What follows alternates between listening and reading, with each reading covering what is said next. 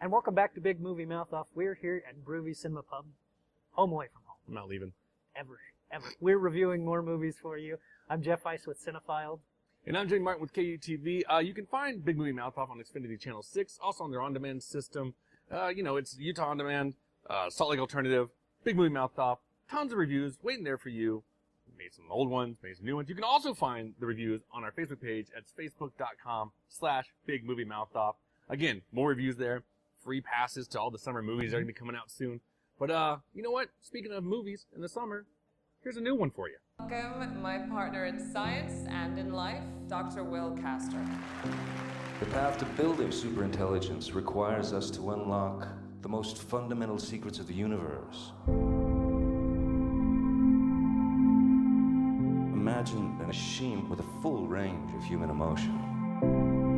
Its analytical power will be greater than the collective intelligence of every person in the history of the world. Some scientists refer to this as the singularity. Professor? I call it transcendence. Transcendence, which marks the directorial debut of Wally Pfister, who some of you might know as the cinematographer for Chris Nolan. This science fiction thriller definitely looks, and it is in a lot of ways, sort of like a Chris Nolan film.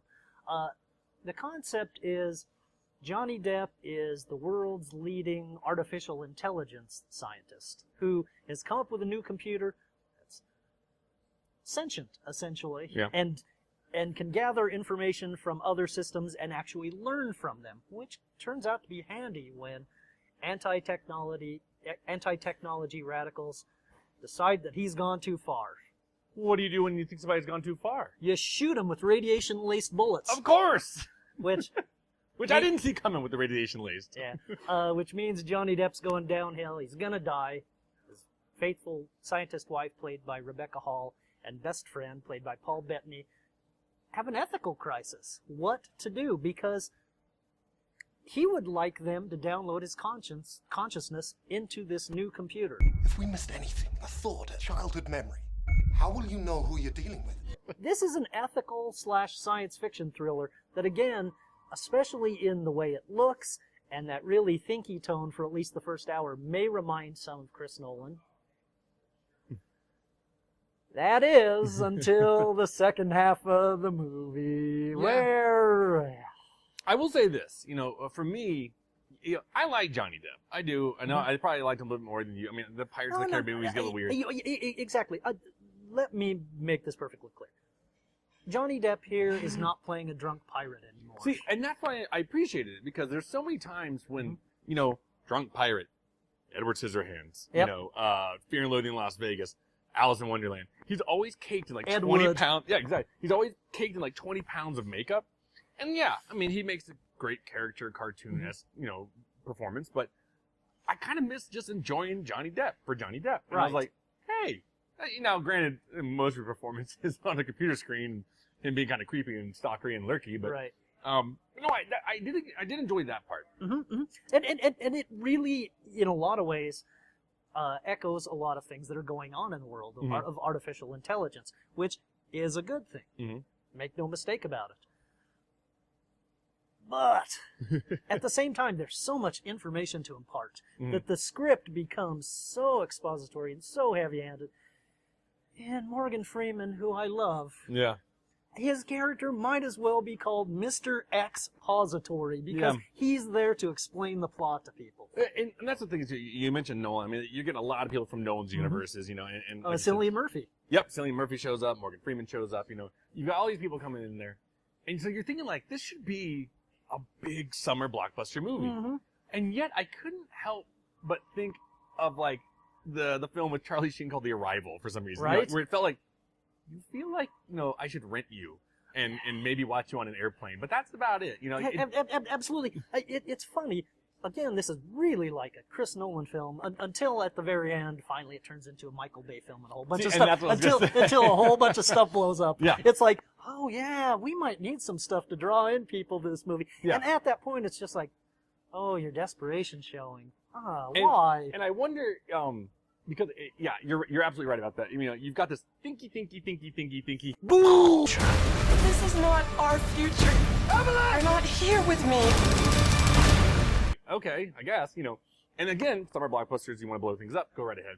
But you know, and I think a part of it too, it's long. It feels really long. I mean, like, and you know, talky. I always sometimes judge, you know, how well is this movie engaging me by how many times I look at my watch. Mm-hmm. I looked at least twice, you know, and that's not a good sign. And I wonder is because, as I mentioned, the radiation-laced bullet, because, like, you know, in the trailers, we all see him get shot, and then, oh, he's going to die, done, you know. And then the way it really happens is he gets shot and recovers. And he's like, oh, I'm fine. I was like, whoa, what's going on here? And they're like, oh, wait a minute, you're going to die of cancer, essentially, you know, radiation poisoning. And so, and so then it kind of lingers for him to go away. And I'm like, I wonder if they just killed him. Or at least, you know, if they had this little chat about, hey, if something happens to me, just transcend. Mm-hmm. I wonder if I would have liked it a bit more because it would have shaved off about 25 minutes. Absolutely, because his dying is so drawn out. Yeah. And admittedly, it's sort of in the way to develop the relationship between Johnny Depp and Rebecca Hall's character. Sure. So you get the tearful, I don't want to lose you scenes. But you're right, they go on way too long. To the point where it's like... And I don't think it was necessary. I mean, like, you know, they said, like, you know, there's no love greater than these two together, you know. I get it. And I was like, yeah, okay, got it. I believe it. You know, she's beautiful. He's a good-looking man. Go for it. You know, I don't need 25 minutes of, I love you, and don't go, and let's do the... You know, and them deciding whether to upload him into the computer, that decision also takes forever. Yeah, it's like, it's one of those things, and maybe you can blame trailers, because like, it's one of those things where it's like, get to the point. Yep. We all know what's going to happen. Go. You know, so like we don't need 40 minutes to get there. You know, I enjoyed it. I think it's really it's you know, it's top heavy in the beginning, and then like so I kind of like the talky part, and then it's just this way at the end of the explosion. It feels really unbalanced. It's shot beautifully. I mean, like, you know, absolutely. Again, this is the guy who shot Inception and the Dark Knight movies. Yeah. So, I mean, so yeah, that's great. So it looks like that. And I'll say, you know, for and I'm if memory serves, if this is his first feature film, good attempt. You know, I would. There's nothing. You know, and I think it's more the story and the screenplay that's a little bit unbalanced. Absolutely. But the performances are fine. You know, I think it just needs a little editing. Absolutely. And to be honest, the blowy uppy parts feel like studio meddling to me. I can see that too. Yeah. But then again, you're releasing in April, which is it's almost becoming the new summer. You know, summer. Like I said, summer is getting earlier and earlier and earlier with these movies. Yeah. So 2.5 stars, not bad. And C2 from me. Yeah. You're right. It's a rental. It really is. It's a rental, or like I swear, you're gonna be flying from like L.A. to New York, and you're like, oh, Transcendence. I heard that's okay. Let's watch that. It's long enough. Hey. It's better than. Guess it's better than staring at the seat in front of me. So it's better than that. But essentially, that's kind of where it is in that realm of. I'll watch it, and I'll probably forget about it in a month. But not horrible. So. This is astounding. So how do we fight it? You can't. An AI is like any intelligence. It has needs. The real will die. It will start to evolve. Where's the machine? To influence. Perhaps the entire world. Where are you going?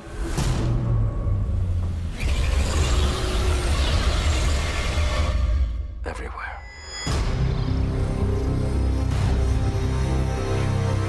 The one thing I will say, I like seeing Johnny Depp without crap on his face. So I enjoyed it. You're a handsome man. You don't need powder all over the place. There you go. 2 stars over here, 2.5 over here. Go check it out, you know, or like I said, rent it. Maybe it's worth $1 Redbox. Who knows? But that's going to do it for this episode of Big Movie Mouth Off. We'll be here reviewing films at Bruvy Cinema Pub all summer long. Like I said, I think we're pretty much in the summer movies now. Yeah, we are. So, and especially coming up, we got some big ones coming. So stay tuned, and we'll be back reviewing more films for you next time.